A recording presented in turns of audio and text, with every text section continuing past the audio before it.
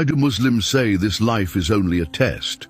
Because this world, with all its distractions, achievements and heartbreaks, was never meant to be permanent. From the Islamic perspective, everything we chase in this dunya, money, status, approval, is just a shadow of something far greater. And every shadow eventually fades. The Quran reminds us again and again, this life is nothing but amusement and diversion, and the hereafter is what truly matters.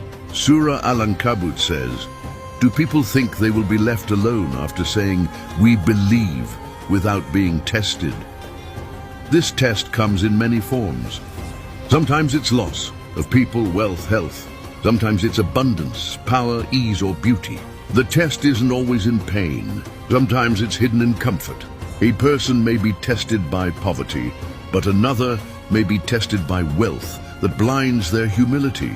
One may cry from heartbreak, while another may be tested by love that distracts them from prayer.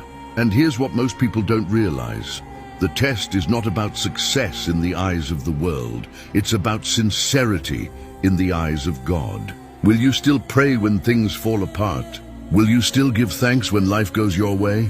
Will you stay truthful when it costs you something? Will you forgive when revenge would feel sweeter?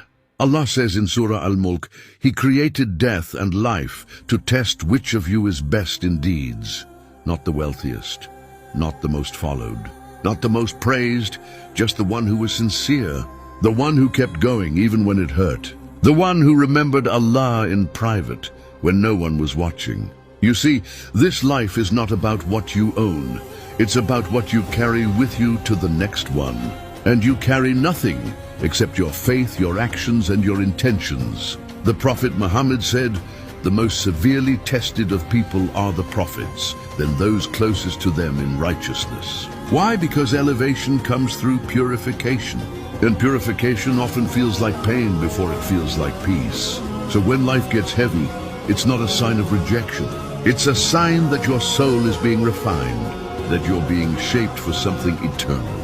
Even your silence, your patience, your quiet tears at night, they're all being recorded.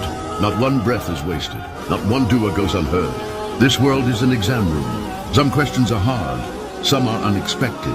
But the one who gave you the test also gave you the answers. So don't get distracted by temporary scores. Don't compare your paper with someone else's. Just focus on passing your own test.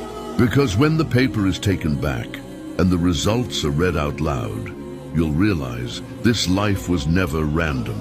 It was always a divine design. Follow skyline streams,